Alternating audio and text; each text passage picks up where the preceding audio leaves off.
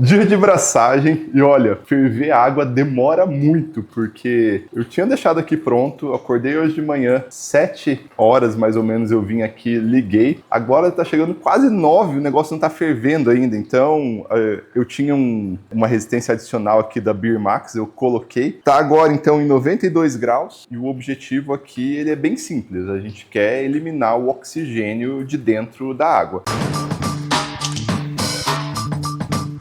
Isso aqui, ó, não atrapalha, porque nessa temperatura não incorpora oxigênio. E a agitação, na verdade, até ajuda a dissipar o oxigênio que já está dissolvido. E agora o que a gente vai fazer? Vamos começar as correções. Então, os sais estão aqui. Essa cerveja ela vai ter um perfil bem padrão de APA, 150 ppm de sulfato, 130 de cloreto. Ela fica ali no meio termo, bem equilibrado. Foi um pouco de magnésio aqui também, né? Magnésio é pouquinho, fica ali nos 10 ppm. Então, cloreto e sulfato.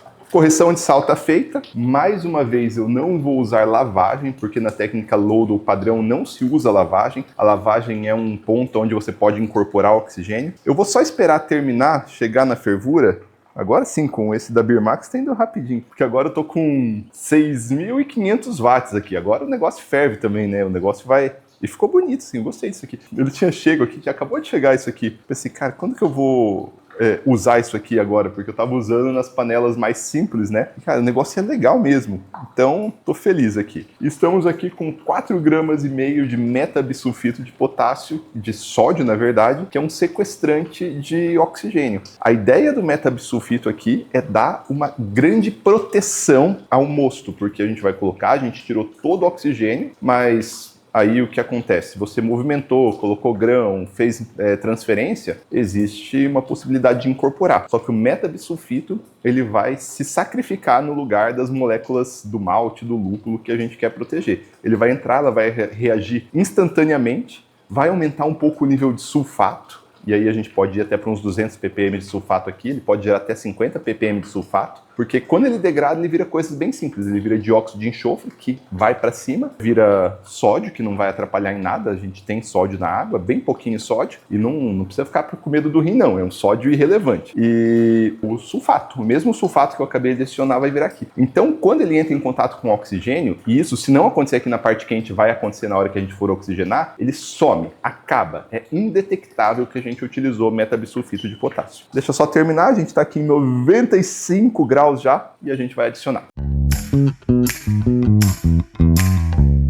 Aí, isso aqui ajudou muito, hein? Meu Deus, dobrar a potência aqui. Chegamos aqui em 98 graus, temperatura de fervura, tá fervendo bonito. A gente vai deixar ferver 5 minutos e agora a gente vai fazer o oposto, vai resfriar. Por isso que essa técnica é chata, porque, ó, eu coloquei aqui 7 da manhã para ferver água, 9 da manhã, demoradaço, né? É muito demorado, foi muito demorado isso aqui, até mais que deveria. Agora a gente vai resfriar para a temperatura de mostura e começar a mostura. Aqui tá esfriando então, tá saindo por aqui, entrando nesse primeiro trocador de calor, indo para esse, e agora eu vou abrir a água e vou controlar até baixar a temperatura para os 60 e poucos. É rapidinho o negócio aqui, porque baixar dos 95 para os 65 é muito rápido, né? E de quebra eu já estou sanitizando o chiller. Claro, eu tirei a primeira quantidade de água que passou, né? Mas agora vai bem simples. O pH da água de mostura está um pouco alto, 7,5. Vou descer para baixo de 6 e aí o malte controla o resto.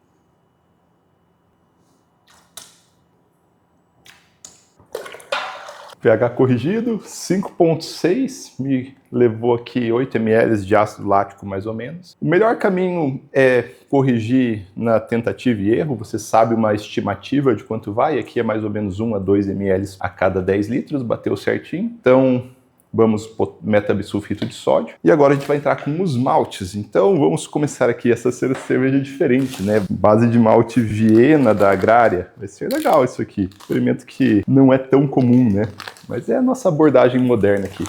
É um malte muito gostoso, muito cheiroso. E um melzinho, uma casca de pão, é tudo que a gente quer para essa cerveja mais maltada. Mais um saco de Viena. Aqui foram 7 quilos já de Viena, fazendo 30 litros nessa cerveja, mais 800 gramas de Viena aqui, então 7 quilos e 800 de Viena.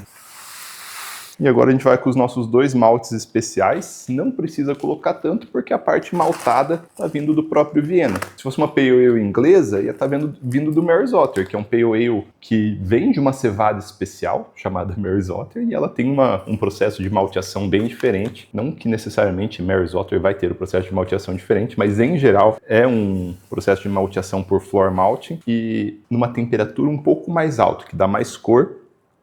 E tem um monte de motivo para dar mais presença de corpo. Esse aqui é o malte biscuit. E agora, um pouquinho só, um toque de Caramunique 1. Caramelo numa faixa um pouco mais baixa de cor. Alemão, bem complexo, delicioso. Ó, esse malte aqui é maravilhoso. Maltes caramelo alemão são incríveis. E agora, coloco isso aqui para dentro para tentar minimizar a incorporação de oxigênio e só alegria. Vamos tentar deixar o oxigênio o mínimo possível aqui.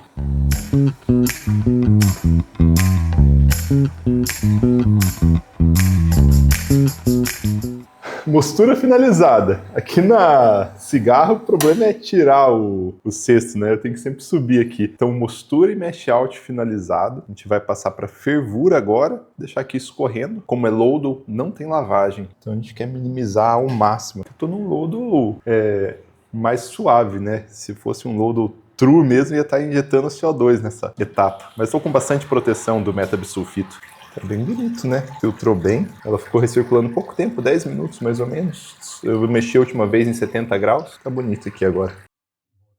Agora é o desafio. Olha o que a gente tem.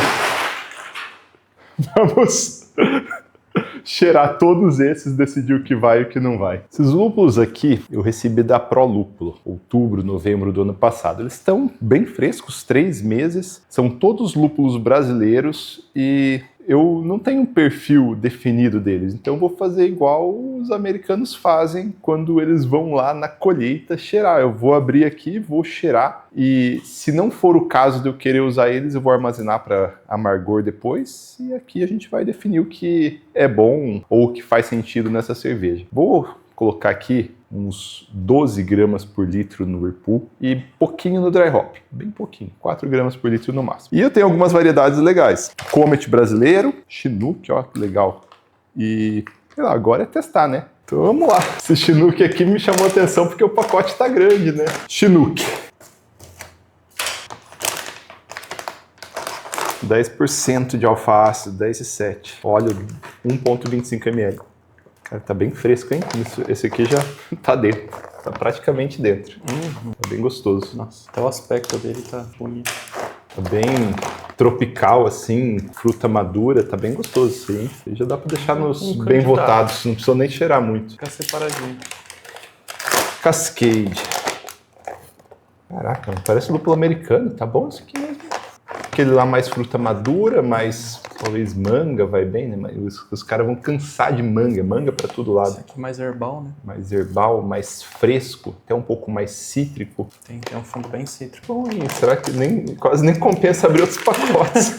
Já tá indo. Achamos. No Brasil tá bem. Eu acho que é a atmosfera modificada, que ele tá cheio. Vamos abrir esse Comet aqui.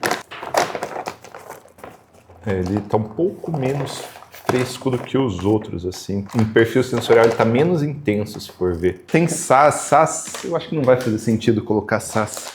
Tem os lúpulos da Bravaterra aqui, o Sorac Ace. Sorac Ace eu acho, não é meu lúpulo preferido, mas acho ele mais... O perfil frutado dele não é... Eu não gosto tanto assim, mas eu confesso que eu prefiro até os brasileiros do que o japonês. É bem doce, assim. É uma fruta meio... puxa pra doce, assim. É gostoso. Pode ser. Não sinto. Você acha que tá fresco? Parece fresco. Ele lembra muito aquela fruta árabe. Tâmara? Tâmara. Brandão, que me enviou, falou muito do Vista. Eu nunca usei Vista. Eu não sei aqui... A gente tá sem informação nenhuma, não sei a fazenda, não sei nada. Parece que tá atmosfera modificada. Vamos ver o Vista. Ele tá bem pouco intenso, assim. Um dos problemas talvez seja a tecnologia de invase. Tá até meio amarelo, né? Nem tanto aroma. Tá bem sutil, né? Olha, tá bem amarelão. Esse aí não tem como, não. Aí vira aquela cerveja Yellow Hops. Como que os caras colocam o nome da cerveja de Yellow Hops? Tem uma cerveja, ela é produzida aqui em Toledo, inclusive, numa macro cervejaria. O nome da cerveja é Yellow Hops. E pra quem não sabe, quando o lúpulo fica amarelo, quer dizer que ele tá velho. Southern Cross, 9,7% de alfa-ácido, óleos 2,10 ml por 100 gramas, é bastante coisa. O lúpulo tá bonito, aparência bonita, fresquinho aqui, ó. É um perfil muito diferente. Cara, me remete chocolate. Cookie, talvez. É gostoso, mas não faz sentido com a minha proposta da cerveja. Aroma bourbon. Talvez numa... nossa, é gostoso. Assim, é diferente. Tá, esse não vai pra cerveja. Saaz, eu acho que não vai também. Chinook Cascade tá uma boa pedida. Saaz, cara, acho que Saaz não faz sentido a gente colocar nessa cerveja. Cascade da Brava Terra. Tá menos intenso, tá bem mais herbal na real. Bem mais herbal. Esse aqui tá mais cítrico. Parece mais uma casca de laranja. Tá bem gostoso esse aqui, tá bem gostoso mesmo. Mais uma vez, deixa eu cheirar o Syrah Case de novo.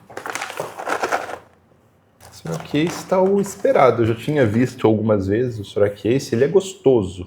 Ele é mais doção, assim. A gente tem 30 litros de cerveja. 500 gramas de lúpulo. Dá uns 12 gramas por litro. Acho que eu vou no modo vida louca. Eu vou usar tudo isso no Whirlpool Hopping. 500 gramas?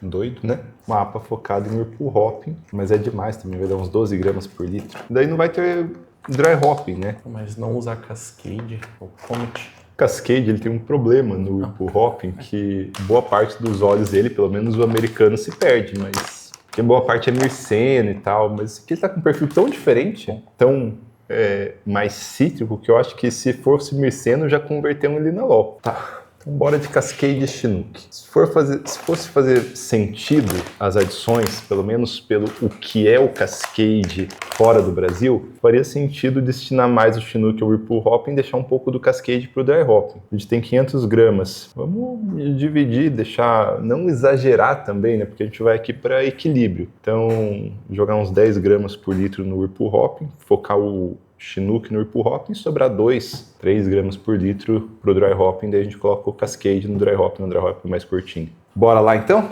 Agora é a hora do maravilhoso Dry Hopping, o qual eu talvez ficaria muito mais feliz fazendo com o Hop Spider, porque a gente vai usar muito lúpulo aqui. E esse vai ser um Dry Hopping controlado. Já tem um Whirlpool Hopping controlado, na verdade, né? Tem vídeo sobre isso aqui no Beer School. Eu estou controlando a temperatura dele tanto pelo trocador de calor quanto pela resistência. Tá setado para ficar aqui a 80 graus e eu tô abaixando a temperatura aqui. Tá agora, nesse momento, 81,3. E se abaixar a temperatura agora, a resistência vai subir. Simples assim. Bom, extrato final ficou perfeito. Estamos aqui, ó, estou avaliando. OG 1051 já corrigida, exatamente o que era o previsto. Acabei de adicionar carragena floculante, né? A gente vai precisar de um grande auxílio aqui. E a nossa lupulagem, ela foi definida. Eu vou usar uma quantidade muito grande de lúpulo aqui, 16 gramas por litro. É bastante coisa, mas essa é uma cerveja bastante especial e é uma técnica de sacrifício, né? Boa parte do aroma a gente vai perder aqui. Se eu estivesse fazendo essa cerveja no dia a dia, eu miraria ali uns 10 gramas por litro de lúpulo e não faria dry hop. Fica maravilhoso. Então vamos lá, começar com Chinook, 200 gramas de Chinook. Tava achando que era meio quilo o pacote a 250 gramas. Então tá aqui, ó. Vou até filmar isso aqui com outro celular porque é muito bonito. E mais 150 gramas. A bomba começou a fazer um barulho estranho, tá reclamando aqui. Será?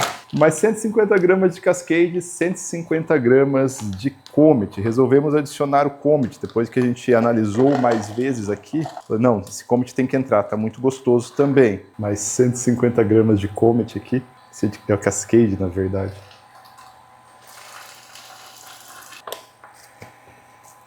E realmente está bem gostoso o Comet, não poderíamos deixá-lo de fora. Agora nós vamos contar 15 minutos controlado a 80 graus e aí a gente vai resfriar rapidamente para interromper a isomerização do lúpulo e todo o amargor da cerveja vai vir dessas adições que nós fizemos agora. Por isso tem que ser bem controlado. Eu demorei um pouco, né, porque eu estava filmando aqui, então vamos colocar aqui no cronômetro 14 minutos. E aí, se precisar, eu faço correção, pós-correção com amargor já isomerizado, né?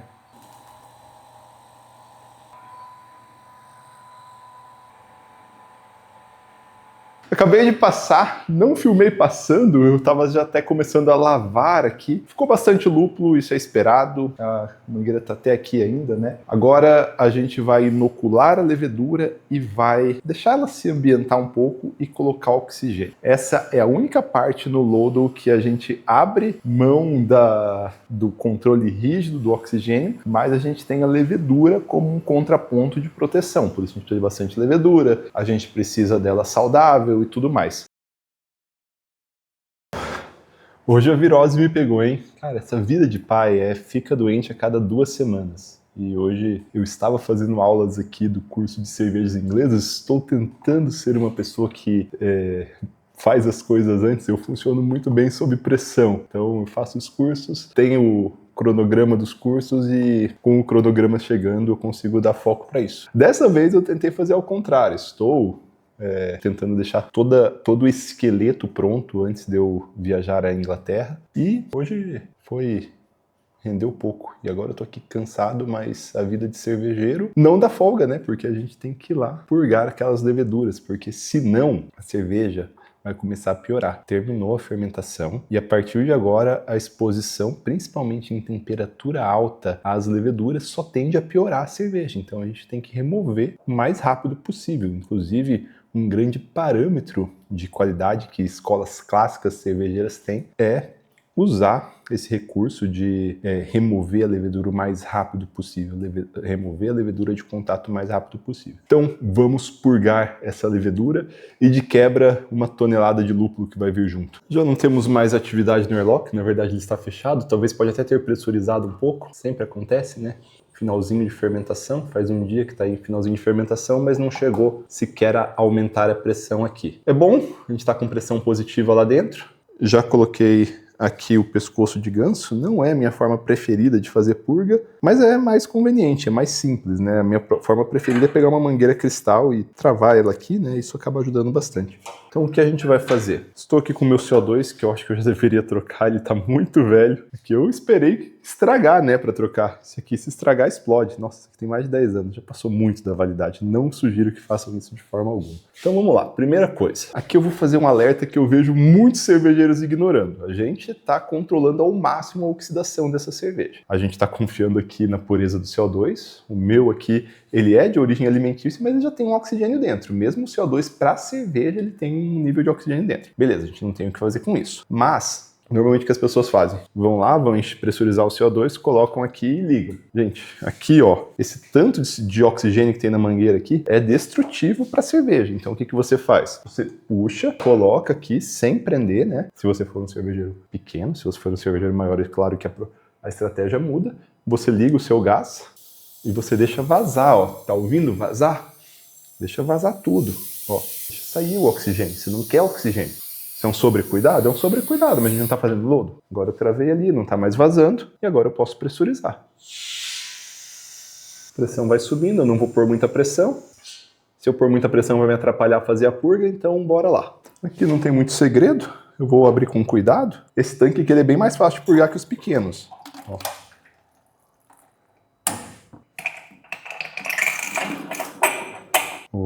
Aí eu fui gravar e abriu errado para fazer o take, hein?